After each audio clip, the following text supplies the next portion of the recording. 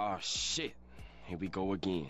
Είναι Παρασκευή, είσαι στο αγαπημένο σου κανάλι σε Spotify και YouTube, Revisit Podcast, τα ακουστικά σου. Καλησπέρα και από μένα, άλλη μια Παρασκευή, άλλο ένα επεισόδιο, Διάδα ξανά, έτσι παίζουμε μπάλα, φέρουμε αγγές ξανά Διάδα, σας έχουμε λίγο στην έκπληξη και σήμερα έχουμε ένα πολύ ωραίο επεισοδιάκι, το σκεφτήκαμε, όταν είμαστε Διάδα έτσι μας έχετε αυτή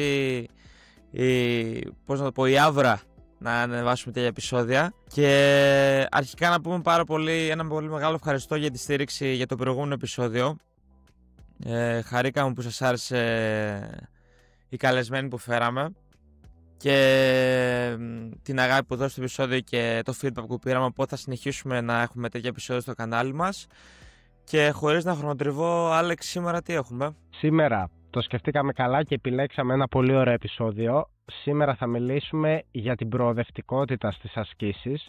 Είναι κάτι που μας αρέσει σαν θέμα, το έχουμε αναφέρει πολύ και είπαμε σήμερα ουσιαστικά βασιζόμενοι σε δύο ασκήσεις που τις ξέρουμε όλοι, τις έχουμε κάνει όλοι, τις έχουμε χρησιμοποιήσει όλοι στο θεραπευτικό μας πρωτόκολλο, να μιλήσουμε λίγο για την προοδευτικότητά τους, πώς μπορούν να χρησιμοποιηθούν, πώς μπορούν να είναι λιγότερο απαιτητικές ή περισσότερο απαιτητικές, ώστε να τις βάλουμε στο πλάνο μας και στον ασθενή μας και να τις προσαρμόσουμε ανάλογα και με τους στόχους που έχουμε για αυτόν. Πολύ σωστά. Επιλέξαμε να κάνουμε τέτοιο επεισόδιο μετά το επεισόδιο με την τεχνική, γιατί πιστεύαμε ότι θα συνδεόταν καλά σε αυτό που θίξαμε στο επεισόδιο αυτό. Και το μεγάλο ερώτημα είναι γιατί πρέπει να προοδεύσουμε τις ασκήσεις και πώς προοδεύουμε τις ασκήσεις. Και νομίζω είναι από τα καλύτερα skill που πρέπει να αποκτήσουμε σαν φυσικοθεραπευτές, ειδικά όταν συνταγογραφούμε άσκηση, να μπορούμε να καταλάβουμε πώς προοδεύω μια άσκηση πέρα από το να φορτώσω κιλά στην μπάρα ή να δώσω μεγαλύτερο βαράκι στον αθλητή, ασθενή μου, οτιδήποτε. Οπότε με αυτό το επεισόδιο και για να ξεκινήσουμε πρέπει να καταλάβουμε τον όρο εξατομίκευση και πρέπει να καταλάβω ότι το να προοδεύσω τα κιλά μου και να προοδεύσω γενικά μια άσκηση είναι ένα κομμάτι γύρω από αυτό. Δηλαδή είναι μια στρατηγική που θα ακολουθήσουμε με το τι χρειάζεται ο ασθενής μας τη συγκεκριμένη φάση που βρίσκεται στο θεραπευτικό του πλάνο. Οπότε εγώ θα δώσω το fact, το πρώτο είναι ότι υπάρχει παραπάνω, συγκεκριμένα θα πω ο αριθμός 5, ίσως και 6 θα πούνε κάποιοι, για τον τρόπο που μπορείς να προοδεύσεις μία άσκηση, και είναι και τόσο και αυτή η ομορφιά γύρω από τις συνταγογράφησης άσκησης που μπορείς να παίξεις με τόσους παραμέτρους και να δώσεις τόσο πολλά πράγματα που δεν χρειάζεται να είμαστε συγκεκριμένοι σε πρωτόκολλα και όχι πρέπει να κάνεις αυτό γιατί είπαμε αυτό δουλεύει και τέλος. Ακριβώς, είπαμε λοιπόν ότι η πρόοδος έχει να κάνει με κάποια χαρακτηριστικά. Θα τα αναφέρω επιγραμματικά και μετά θα πάμε λίγο στην πράξη να δώσουμε δύο ασκήσεις και να εξηγήσουμε πώς μπορούν να γίνουν προοδευτικά. Οπότε το πρώτο, πώς μπορούμε να προοδεύσουμε μια άσκηση, είναι όπως ανέφερες και εσύ, Πέτρο, να αυξήσουμε το φορτίο. Το καταλαβαίνουμε όλοι.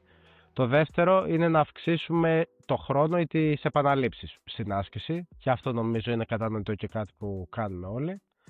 Μετά μπορούμε να αλλάξουμε την ταχύτητα ή και το ρυθμό εκτέλεσης της άσκησης. Το εύρος κίνησης μπορούμε να το αλλάξουμε, να το αυξήσουμε, να το μειώσουμε ανάλογα με το τι θέλουμε να πετύχουμε. Και τέλος, η πέμπτη παράμετρος είναι η αύξηση της λειτουργικότητας. Να κάνουμε δηλαδή μια άσκηση πιο λειτουργική ή ίσως να κάνουμε μια άσκηση πιο κοντά τις απαιτήσεις που έχει ο ασθενής παύλα αθλητής μας να αντιμετωπίσει μετά. Είναι πολύ συχνό όταν αναλαμβάνουμε έναν αθλητή στα τελευταία στάδια της αποκατάστασής του να τους βάλουμε ασκήσεις οι οποίες μοιάζουν στις απαιτήσεις και στην κινησιολογία που θα έχει μετά στο άθλημά του. Ακριβώς, είναι 6 πυλώνες ας πούμε, οι οποίοι με αυτούς τους 6 αν τους κατανοήσεις, δηλαδή αυτό που λένε να κάνεις τα απλά πράγματα πολύ καλά, νομίζω δεν έχεις να φοβάσαι τίποτα και είναι κάτι το οποίο εμείς το δουλεύουμε καθημερινά, προσπαθούμε να γινόμαστε καλύτεροι, γιατί Έτσι διευκολύνεται η πρακτική σου κάθε μέρα, έτσι. Το να μπορείς να καταλάβεις τι πρέπει να δώσεις και πώς θα το δώσεις και γιατί θες να το πετύχεις αυτό και γενικά μην τα ξαναλέμε, τα έχουμε πει. Εγώ θέλω να ξεκινήσω με το κομμάτι του φορτίου. Εντάξει, υπάρχει ο τρόπος, το κλασικό, το εξωτερικό φορτίο, το οποίο θα ανεβάσουμε κιλά σταδιακά με οποιονδήποτε τρόπο, είτε με κάποιο dumbbell, είτε με την χρήση μπάρας, είτε με διαφορετική επιλογή λάστιχου. Αλλά εγώ θα πω το πιο βασικό είναι αυτή η σειρά που θα δώσουμε από το να πάμε από τα δύο πόδια ή από τα δύο χέρια στο ενδιάμεσο, δηλαδή στο στάγκερ που λέμε, ή στο ένα χέρι ή στο ένα πόδι. Δηλαδή ένα απλό progression που μπορούμε να έχουμε όλοι στο μυαλό μας, το οποίο μπορεί να ακολουθήσω κατευθείαν και να αυξήσω το φορτίο αυτομάτως χωρίς να δώσω κάποιο εξωτερικό βαράκι ή οτιδήποτε. Ακριβώς. Και για να μην τα λέμε θεωρητικά, Πέτρο, ας πάρουμε δύο ασκήσεις στο μυαλό μας. Ας πάρουμε βασικά μία, να τα εξηγήσουμε όλους τους παραμέτρους και να πιάσουμε και τη δεύτερη. Ας πάρουμε τα calf raises. Για όσους φίλους δεν γνωρίζουν ποια είναι αυτή η άσκηση, είναι το σήκωμα στις μύτες των ποδιών. Οι περισσότεροι από εσάς το ξέρετε, και πάμε λίγο να δούμε στην συγκεκριμένη άσκηση πώς μπορούμε να την προοδεύσουμε. Όπως είπες πολύ σωστά, που έδωσες το παράδειγμα του φορτίου, πώς μπορώ να κάνω αποκαθιστός, να σηκώσω δηλαδή το βάρος στα πόδια μου στις μύτες, να ανασηκώσω δηλαδή τις φτέρνες μου ενώ είμαι καθιστός. Αυτό μπορώ να το κάνω είτε στα δύο πόδια είτε στο ένα πόδι. Επίσης μπορώ να το κάνω από όρθιος, είτε στα δύο πόδια, προοδευτικά στο ένα πόδι. Μπορώ να χρησιμοποιήσω κάποιο step, κάποιο σκαλοπάτι δηλαδή, και ουσιαστικά να το δυσκολέψω έτσι, να κατέβει η φτέρνα πιο κάτω από το επίπεδο του σκαλιού, ώστε να αυξηθεί και πλειομετρικά να γίνει άσκηση. Και φυσικά το να προσθέσω βάρος, δηλαδή να φτάσω σε σημείο να κάνω τα calf raises με μία μπάρα στην πλάτη μου, με ένα εξωτερικό βάρος, την κάνει πολύ πιο απαιτητικά από ότι όταν είμαι καθιστός. Ακριβώς, είναι μια λογική αλληλουχία που, όπως ανέφερε ο Άλεξ, μπορεί να ακολουθήσουμε και να ξέρουμε ότι σταδιακά ξέρω ότι δίνω μια ασφάλεια γύρω από τον ασθενή μου και ότι θα προοδεύσει καλύτερα από το να τον πάω καθιστό κατευθείαν να κάνει στη σμίθ, ας πούμε, το βάρος του σώματός του. Μιλάμε για ακραία πράγματα δηλαδή. Αλλά γενικά είναι ένα καλό πράγμα, είναι ένα καλό μονοπάτι να ακολουθήσεις όσον αφορά την αύξηση του φορτίου. Τώρα εγώ παίρνω τη σκητάλη και προχωράω στην αύξηση των επαναλήψεων ή του χρόνου που αναφέραμε. Και είναι ο δεύτερος ο τρόπος που μπορεί να δυσκολέψω μια άσκηση. Τώρα, πάνω σε αυτό πρέπει να έχουμε και κάποια strength conditioning principles που λένε και να ξέρεις τι θες να πετύχεις. Οπότε δηλαδή, συνήθως όταν δουλεύουμε πάνω από τις 10 επαναλήψεις, πάνω κυρίως από τις 15 επαναλήψεις, λέμε ότι δουλεύουμε περισσότερο στη δύναμη, στην αντοχή. Όσο κατεβαίνουμε προς 8 με 12 δουλεύουμε υπερτροφία και πιο κάτω πάμε δύναμη, ταχυδύναμη κτλ. Δεν θα μείνουμε πολύ σε αυτό, ίσως θα αναφέρουμε σε άλλο επεισόδιο. Αλλά μπορούμε να επιλέξουμε δηλαδή και να παίξουμε είτε να αυξήσουμε τις επαναλήψεις μας και τα set, οπότε θα ξέρουμε εβδομαδιαία πόσα set έχει κάνει και πόσες επαναλήψεις συνολικά, είτε αν δεν θέλω να συνταγογραφήσω set και επαναλήψεις, να δώσω κάλλιστα χρόνο. Οπότε, ας πούμε, έχεις κάνει 30 δευτερόλεπτα, αύριο θα κάνεις 40 ή θα κάνεις 50, ή αν δω ότι είσαι πολύ καλός θα κατεβάσω και μετά θα χρησιμοποιήσω και το δεύτερο και το πρώτο παράγοντα που είπαμε, θα βάλω φορτίο εφόσον είσαι πολύ καλός αυτό. Και σιγά σιγά βλέπουμε ότι δημιουργείται μια αλυσίδα. Δεν ξέρω τι πιστεύεις, Άλεξ. Συμφωνώ, πολύ σωστά. Το μόνο που θέλω να σημειώσω εδώ πέρα είναι έχω μία ένσταση για το γαστροκνήμιο και τον υποκτημίδιο και τους μυς τέλος πάντων που γυμνάζουμε και τη γάμπα που λέμε λαϊκιστή. Συμφωνώ σε αυτό και αυτές είναι οι αρχές που είπε στο strength and conditioning, ότι πάνω από 15 επαναλήψεις δουλεύουμε αντοχή, λιγότερες δύναμη κτλ. Απλά τι γίνεται με τους μυς της γάμπας, επειδή χρησιμοποιούνται καθημερινά στο περπάτημα, είναι αναπόσπαστο μέρος της καθημερινότητας όλων, και παράλληλα με το γεγονός ότι πολύ συχνά δεν τους δίνουμε την πρέπουσα προσοχή στην ενδυνάμωσή μας, στην αποκατάστασή μας, ακόμα και σε τραυματισμούς ας πούμε χιαστού ή σε τραυματισμούς που έχουν να κάνουν με το ισχύο μας, ξεχνάμε να βάζουμε στο πρόγραμμά μας τους μυς της γάμπας, και θέλω μέσα από αυτά που λέω να δώσω έμφαση και να παροτρύνω τους φίλους φυσικοθεραπευτές, γυμναστές, να μην τους ξεχνάνε αυτούς τους μυς, γιατί είναι πάρα πολύ σημαντικοί. Και αν δεν κάνω λάθος, διάβαζα μια έρευνα που λέει ότι το κάθε σετ θα πρέπει να είναι τουλάχιστον 15 επαναλήψεις. Δηλαδή πριν τις 15 δεν παίρνει αρκετό ερέθισμα ο μυς, οπότε πρέπει και να παροτρύνω τον κόσμο να δίνει πολλές επαναλήψεις στη γάμπα. Πάρα πολύ σημαντικό, ιδιαίτερα σε παθολογίες που αφοράν το κάτω άκρο, και πιο συγκεκριμένα όσον αφοράν κάποιο χιαστό ή κάποιες εντοπάθειες που μπορούμε να παρατηρήσουμε.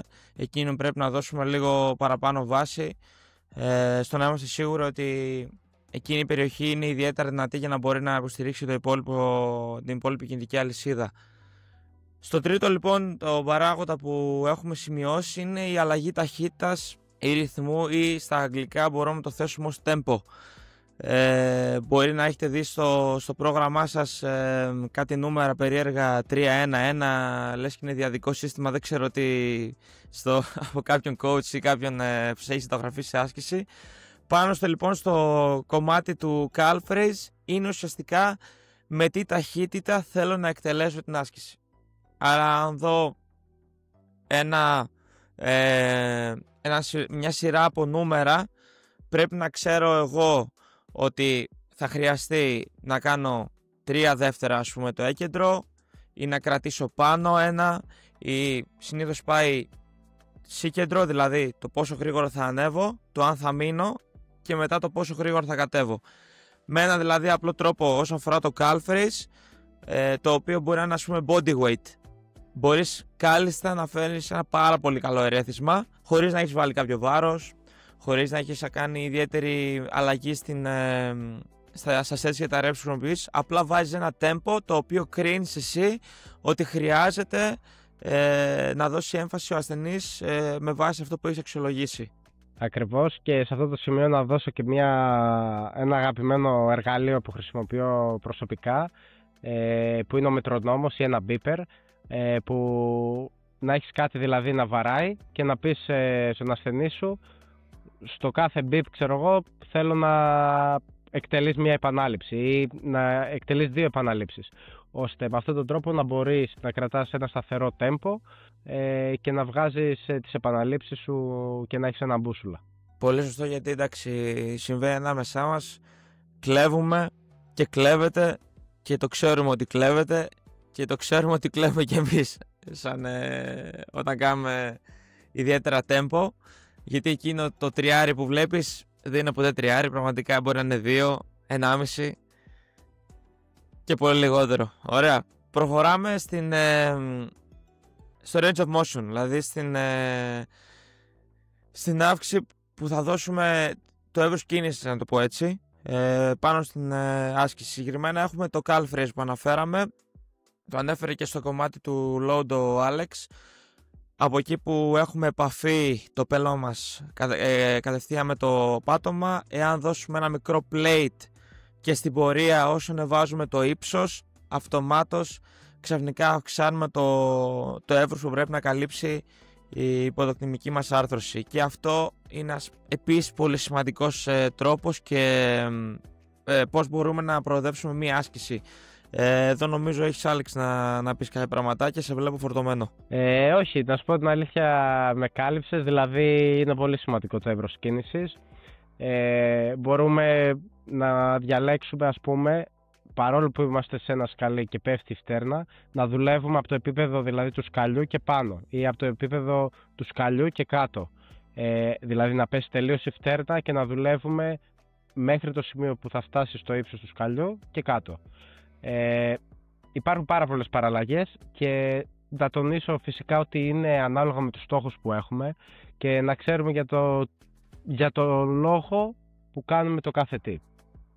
Δεν έχω να συμπληρώσω κάτι άλλο πέρα από το εύρος κίνησης, αλλά είναι κάτι απαραίτητο που είναι και από τα πρώτα πράγματα που μας νοιάζει στην αποκατάσταση, να επανακτήσουμε το εύρος κίνησης και έπειτα δύναμη σε όλο το εύρος κίνησης.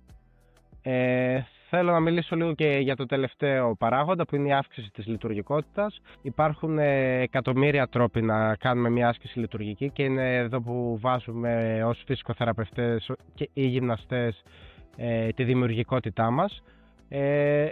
Μπορούμε να σας πούμε 15 τρόπους εγώ και άλλους 15 ο Πέτρος αυτή τη στιγμή.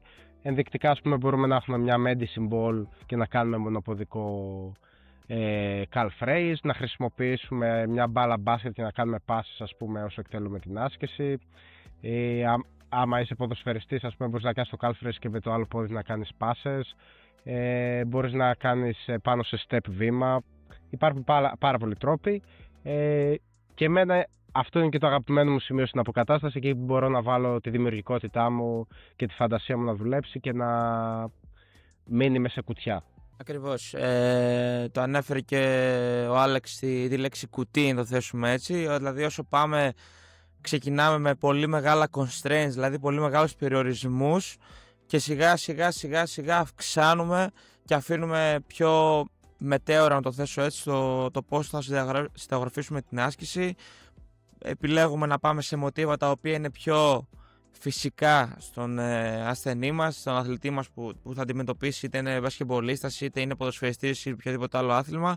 Οπότε από εκεί που κάνουμε ένα μονοποδικό calf raise μπορούμε ας πούμε κάλλιστα να πάμε σε κάτι πιο πλειομετρικό, μετέπειτα σε κάποια μορφή τρεξίματος και σιγά σιγά να το χτίσουμε από εκεί.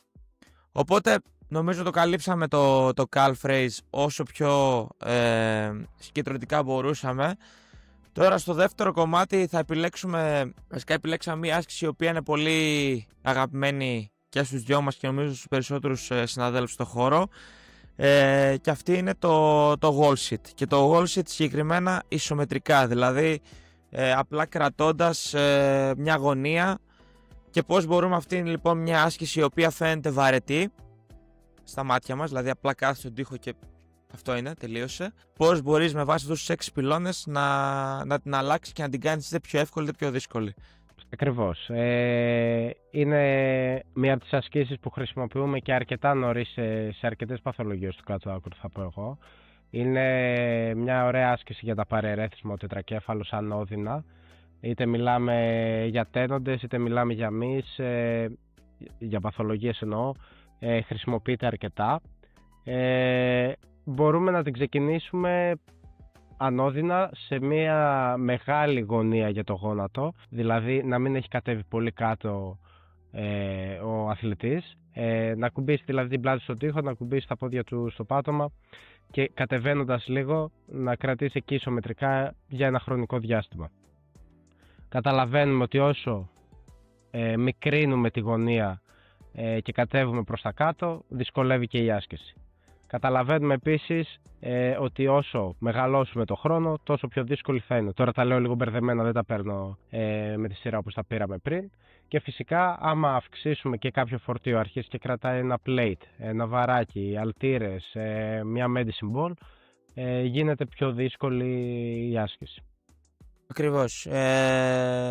Όπως είπε και ο Άλεξ, είναι κατευθείαν ας πούμε και μόνο με την αλλαγή γωνίας μπορεί να καταλάβει ο ασθενής τη διαφορά στην δυσκολία της άσκησης και στο ερώτημα που απαιτεί. Ειδικά πόσο μάλλον αν αυξήσουμε το χρόνο που βρίσκεται σε αυτή την γωνία, θα το νιώσει ακόμα παραπάνω και ακόμα παραπάνω δώσουμε και φορτίο. Αλλά υπάρχει και ένας τρόπος ο οποίος τελευταία το αναφέραμε βασικά και εμείς όσο αφορά την τεχνική, και είναι τα coaching cues, και ότι μια άσκηση η οποία φαίνεται χωρίς καμιά ιδιαίτερη δυσκολία, αν δώσεις εσύ κάτι στον αθλούμενό σου είτε στον ασθενή σου να κάνει ή να σκεφτεί, αλλάζει τελείως όλη η άσκηση. Και ας πούμε αυτή είναι ένας τρόπος, την ώρα που κάθεσαι στο wall sit και απλά έχεις κόντρα τον τοίχο και δεν κάνεις κάτι, εάν πατήσεις εσύ εσκεμμένα και ενεργητικά το πόδι σου κάτω στο έδαφος, αν θες να σμπρώξεις τον εαυτό σου μακριά,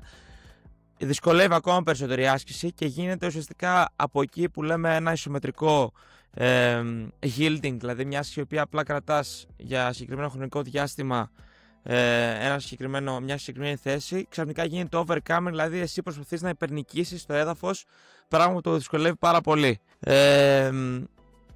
Σίγουρα είπαμε ότι το εύρος, το φορτίο, όσον αφορά και το tempo, γιατί ουσιαστικά αυτό που αναφέραμε έχει σχέση με το tempo, το οποίο δεν μπορεί να αλλάξει πολύ σε μια ισομετρική άσκηση. Είναι μια πολύ καλή αρχή να περάσουμε όλα αυτά τα στάδια για να μπορέσουμε σιγά σιγά να γυρίσουμε και πάλι, δηλαδή από το διποδικό στο μονοποδικό, να τελειώσουμε από την ισομετρία και να πάρουμε ό,τι θέλουμε από την ισομετρία και μετά να προχωρήσουμε στο κομμάτι που και ο Άλεξ αγαπάει, στην αύξηση λειτουργικότητας. Ακριβώς, μπορούμε να σκεφτούμε και κάποιους τρόπους να κάνουμε πιο ενδιαφέρουσα και πιο λειτουργική την άσκηση το wall sit, αλλά να εμπλέξουμε δηλαδή τον άνω κορμό και τα άκρα μας, όπως όταν εκτελούμε την ισομετρία. Υπάρχουν τρόποι, αλλά φυσικά είμαστε περιορισμένοι για να μείνουμε στα πλαίσια της ισομετρίας. Ωραία, θεωρώ ότι καλύψαμε και τις δύο ασκήσεις πολύ καλά. Δώσαμε μια γεύση στους φίλους ακροατές για το τι μήνυμα θέλαμε να περάσουμε σήμερα. Ίσως πήραν και ένα-δύο tips ενδιαφέροντα από το σημερινό επεισόδιο. Και δεν ξέρω, Πέτρο, αν έχεις κάπως αλλιώς να το κλείσεις, γιατί μην το κρατήσουμε και μακρύ το επεισόδιο. Όχι, και εγώ θέλω να πω τα ίδια.